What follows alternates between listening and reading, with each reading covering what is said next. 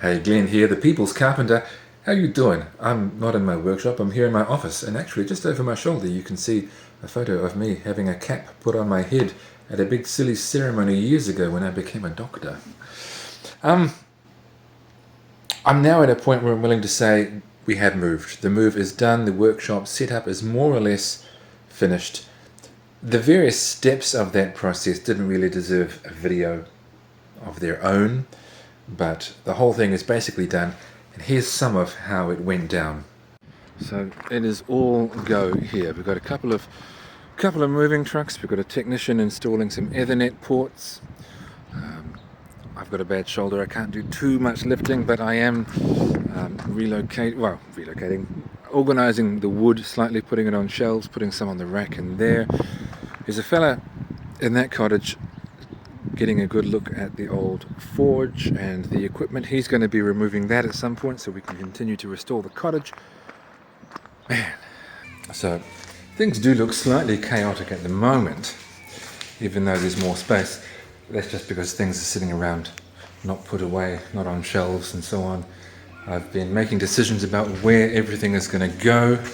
My main presentation corner will be there with my workbench. One of my future projects, in the not too distant future, I think, will be a new workbench.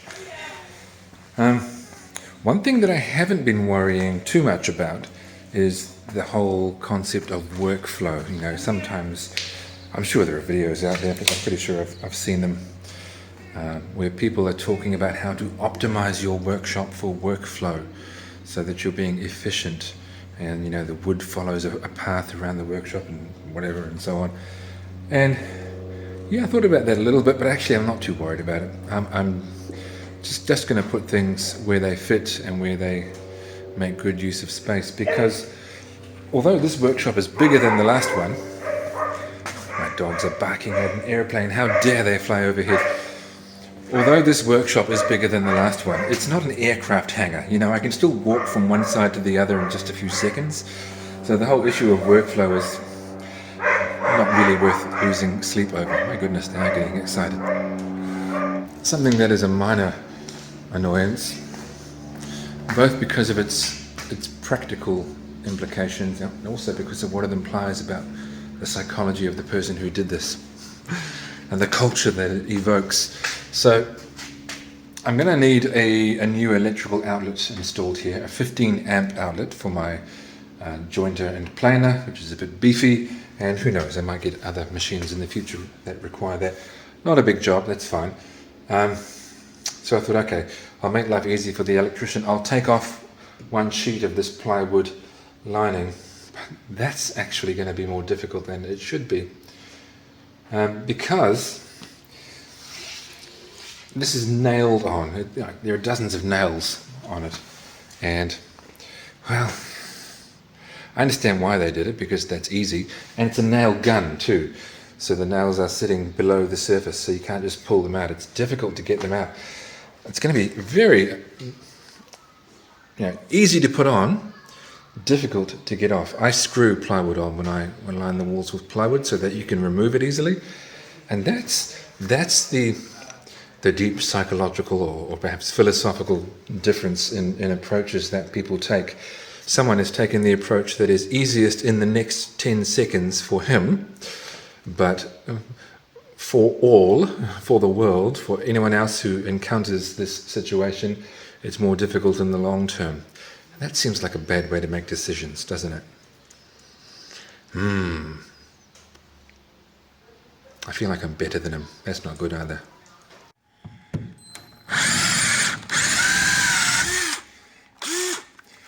So I'm using this plug cutter bit, a small one, just slightly larger than the nail, to cut a tiny circle around the nail, releasing it from the board. It may seem like an extreme measure, but there's kind of not much you can do.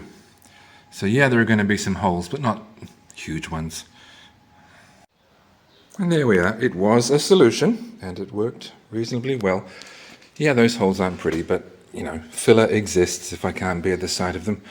And I will screw that back on when I replace it after the electrical work is done.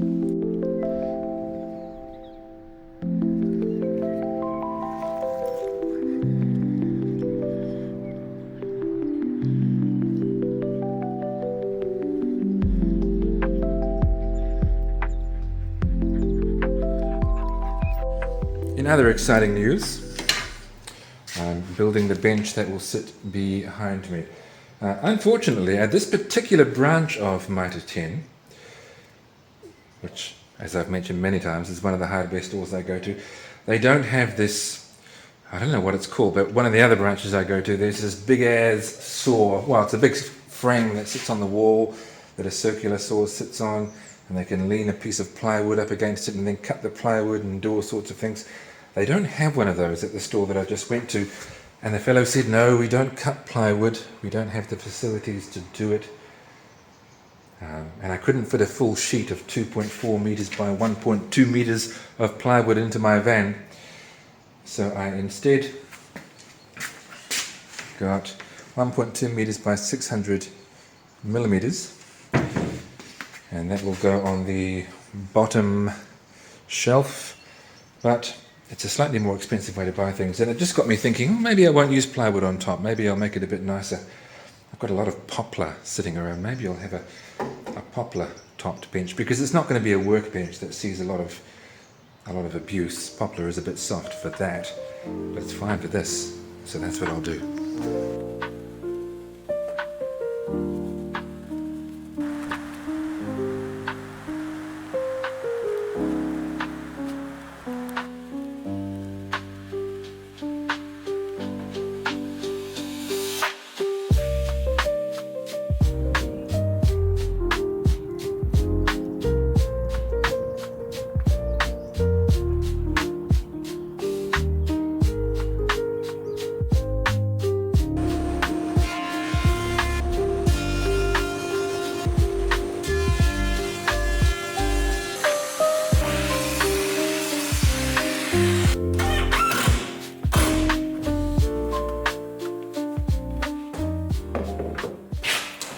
I didn't get everything cut to length perfectly. You saw me cutting a couple of these, but then deciding, actually no, I'll just stick everything on, and then once it's on, I can cut it to length so that it fits perfectly on the table. I knew that I don't have a table saw, so there are some things that others might do that I can't do, like rip cut the final piece so that it reaches the front edge of the table perfectly, or else rip all of them to just the perfect width so that it covers the table. So there's a huge overhang here. I may keep that, I don't know, but if not, I'll just put my track saw along there and cut that. It's getting late. I'll go inside and finish this tomorrow.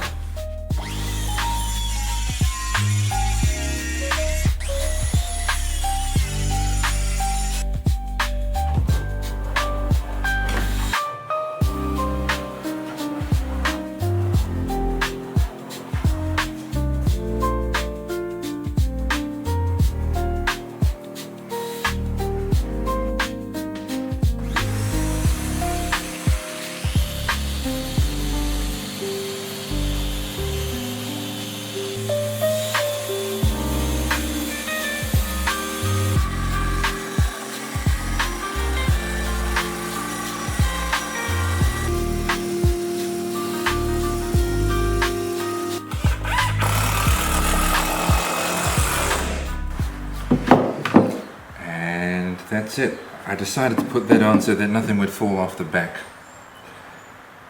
Do I want to put a finish on here? I'll think about that. But that'll do for now.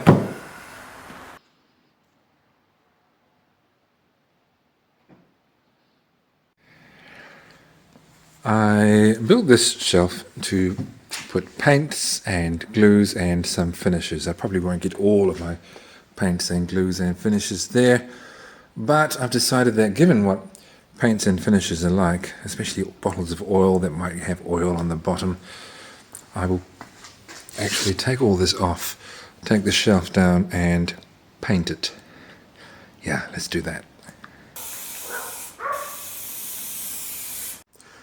I made a saw rack, which of course means now that I need 2 more saws. Oh no, my saw vise will hang there. I'm going to get an eye that screws into the end of it. So I need 1 more saw. And of course, where would I be without my pegboard? Some people turn their nose up at pegboard and they say, oh no, you should do this French cleat supported shelving system, which, look, I'm sure is really good, but that's perfectly good enough for me. So that's my presentation space all sorted. Now it's started to rain. Yeah, got my bench, got some shelving, got the clamp rack, got places to hang my saws, both of which I made. Got the original bench, might upgrade that to a larger one soon. Lots of things to do in the short term though. Tool storage and whatnot. It'll always be a work in progress though, won't it? Like, I still have to put some timber to fill the remaining space on that small rack over there.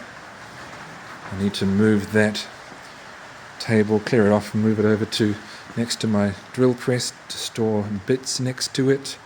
I did get 15 amp power installed.